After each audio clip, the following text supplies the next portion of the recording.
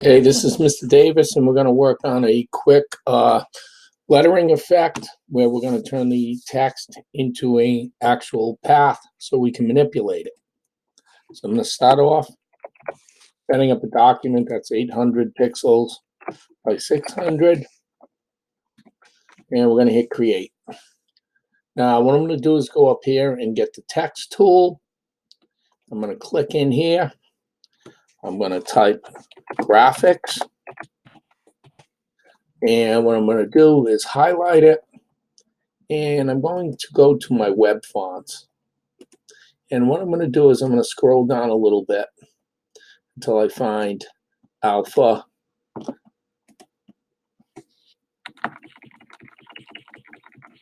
Fab 1. There we go. And just so that you can see a little better, I'm going to change it to 72 points. Now you can see that I have a big, thick lettering style that has some really thick serifs that I can do some manipulating with later on. Now, right now, this is text, so you want to make sure that everything is spelled correctly, because once you convert it, you cannot go back and change the spelling. So what I'm going to do, there's two ways you can do it. You can right-click, convert to path, or you can go modify, path, convert to path. There is a Control-Shift-P shortcut also. Now you can see that it's a shape, and we have a nice bounding box. And what we're going to do is take our handles, and we're going to stretch it out so that it's fairly good sized, just like that. Get it in the middle.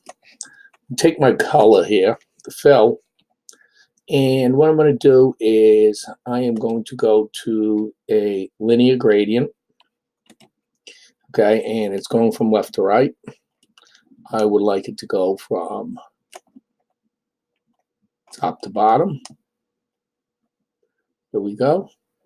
I am going to take the white, click it, and change it to yellow. And I'm going to take the black, I'm going to change it to a bright red. Now what I'm going to do is click off, and I will add some sort of border. So right now I'm just going to go 3 pixels, and I'm going to go black. That could change. Now the whole idea of converting it to a path is it allows you to reshape your letters to make ligatures or logos, whatever you want to do with it. So I'm going to change now from the pointer, which is V, to the subselect tool. Let's just take the top of this H, and let's bring it out.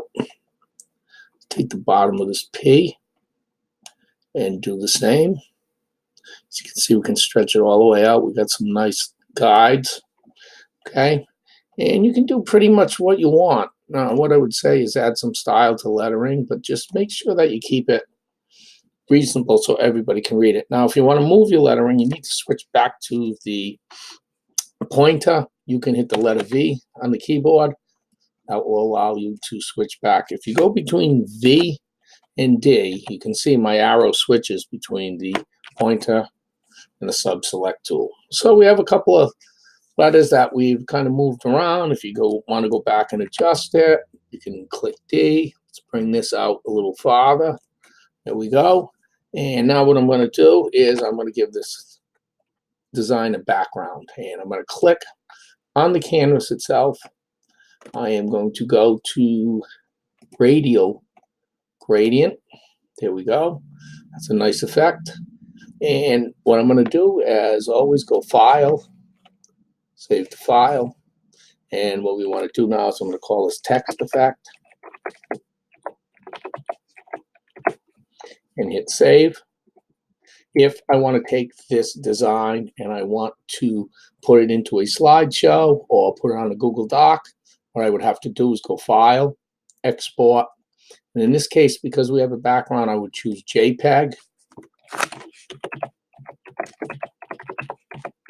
And now we have 2 files, one to re-edit if I want to add to it, and one to insert into some sort of document. That is converting text to a path so that you can make some nice logos. And next lesson, I'll show you how to put some shadows on this design. Thank you.